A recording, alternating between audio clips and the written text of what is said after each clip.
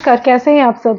सभी को बहुत-बहुत हार्दिक शुभकामनाएँ। कल से नवरात्रि आ रही है, आज है मौनी अमावस्या और कल से गुप्त नवरात्रि है, तो जिसे भी करना है गुप्त रूप से करें। ढिंढोरा पीट कर करने से कोई फ़ायदा नहीं मिलने वाला क्योंकि ये जो नवरात्रि है, ये गुप्त रूप से की जाती है।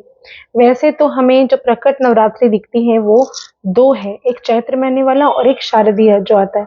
और 2 नवरात्रि ऐसी होती हैं जो गुप्त रूप से की जाती हैं। नॉर्मली हम नवदुर्गा की पूजा करते हैं जब भी नवरात्रि आती है, लेकिन गुप्त नवरात्रि में हम 10 महाविद्याओं की पूजा करते हैं। कई सारे तांत्रिक अपनी सिद्धि प्राप्त करने के लिए शमशान में बैठकर भी इसकी पूजा की जा सकती है, जो भी तंत्र विद्या सीखते हैं उनके लिए। और नहीं तो आप घर पर अपनी माता रानी की पूजा करिए और सही सच्चे मन से करिए, बिना किसी को बताए, बिना शोर-शराबा किए। इसके बारे में आज मैं बात करूँगी, कौन-कौन से ऐसे खास उपाय हैं जो नवरात्रि में आप करेंगे तो आपको सफलता मिलेगी ज़िंदगी में। विवाह के योग नहीं बन रहे तो वो भी बनेंगे। बच्चे बहुत ज़्यादा ज़िद कर रहे हैं तो उनकी ज़िद कैसे छुड़ाएँ, और आपको ज़रूर बता दूँ कि क्या-क्या उपाय ऐसे खास हैं। मैं हर दिन एक नया वीडियो लेकर आऊँगी आपके लिए कि नवरात्रि के दिन आपको क्या करना चाहिए, क्या-क्या नहीं करना चाहिए। तो आपको मैं शुरू से बताने वाली हूँ, इसके पहले कि अगर आपने अभी तक मेरे चैनल को लाइक नहीं किया, शेयर नहीं किया, सब्सक्राइब नहीं किया तो ज़रूर करिए। वीडियो को आगे बढ़ाते रहें ताकि ज़िंदगी में किसी की भी तकलीफ़ बनकर ही ना रह जाए, ख़त्म भी हो। तो आज जो मैं बात करने वाली हूँ, गुप्त नवरात्रि जो है वो 10 फरवरी से शुरू होकर 18 फरवरी तक चलेगी, रविवार तक। ये जो नवरात्रे हैं शनिवार से शुरू हो रही है, जो कि बहुत ही शुभ माना जाता है और ख़त्म होगी रविवार को।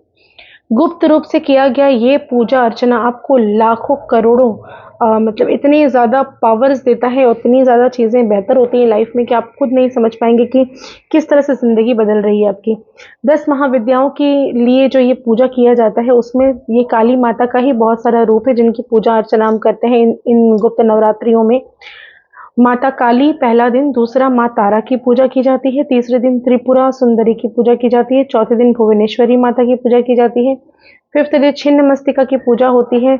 उसके बाद धूमावती जी की पूजा होती है, बगलामुखी की पूजा होती है, मातंगी माँ की पूजा होती है और अंत में कमला देवी की पूजा होती है। तो इतने सारे देवियों को जब पूजा हम करते हैं तो याद रखें कि पूजा अगर जो भी लोग कुछ छोड़ना चाहते हैं, अगर आप घट बैठाते हैं अपने घर पर, पूजा अर्चना करते हैं, बीज बोते हैं, खेतरी बोते हैं, तो ये बहुत अच्छी बात है।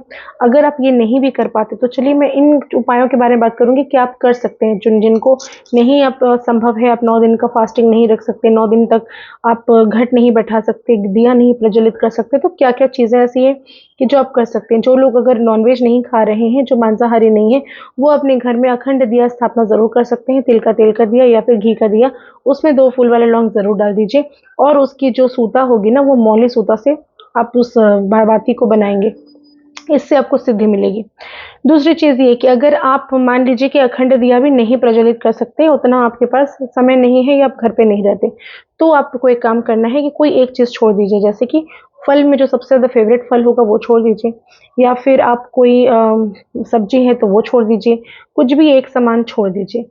अपनी ज़िंदगी में एक नई चीज़ ऐड करिए, जैसे कि मैं हर रोज़ नई चूड़ियाँ पहनूँगी, मैं हर रोज़ नई साड़ी पहनूँगी, मैं हर रोज़ नई बिंदी लगाऊँगी। कुछ भी एक सिंपल सा चीज़ पकड़िए और उसको कंटिन्यू करिए 9 दिन तक।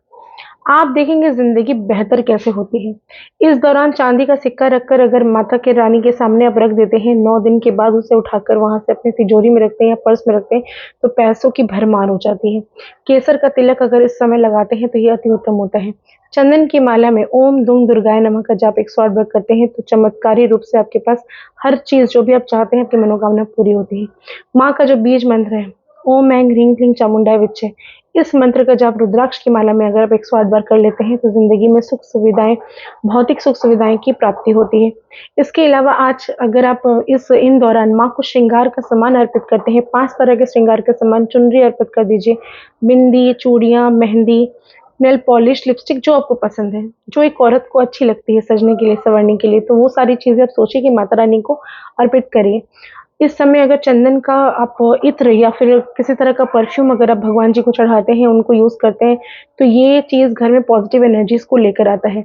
इसके अलावा दान करते हैं, अगर किसी भी चीज़ की, छोटी कन्याओं को फल खिलाते हैं, अगर मान लीजिए कि आप बहुत ज़्यादा बीमारी से पीड़ित हैं, तो बच्चों को आप किसी भी छोटी बच्ची को, कन्या को जो 8 साल से छोटी हो, उनको फल अर्पण करिए, फल उनको दीजिए दान में, आप देखेंगे बीमारियाँ कैसे छूमंतर हो जाती हैं।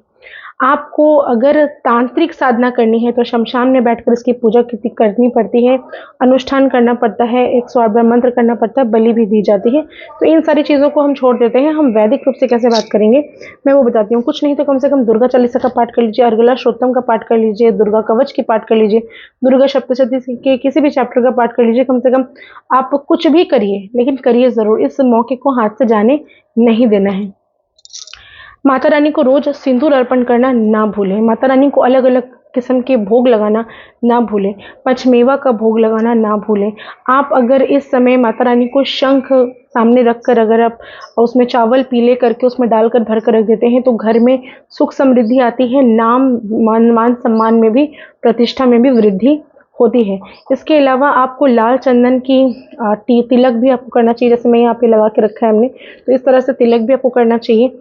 जो भी व्यक्ति घर पर आता है खाली हाथ नवरात्रों के दौरान ना आए, माँ के लिए कुछ ना कुछ गिफ्ट लेकर आए और माता रानी को ज़रूर अर्पण करें। फूल की माला पहनाएं, उनको सजाएं संवारें। आप ऐसा समझ लीजिए कि बहुत ही एक अच्छा टाइम पीरियड आपकी ज़िंदगी में आने वाला है।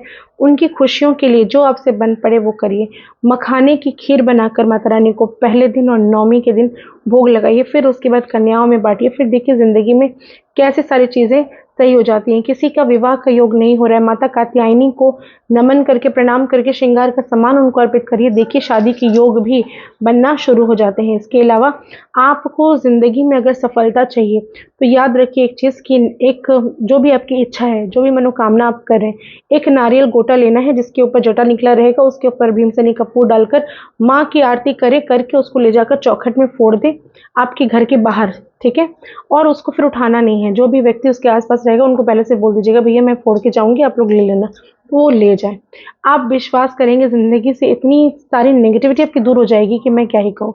ये चमत्कारी कुछ उपाय मैंने गुप्त नवरात्रि के लिए शेयर किए। आगे भी इस तरह के वीडियोस आपको देखने को मिलेंगे। स्टे ट्यून्ड और मेरे चैनल को ज़्यादा से ज़्यादा लाइक करें, सब्सक्राइब करें और शेयर करना ना भूलें। धन्यवाद।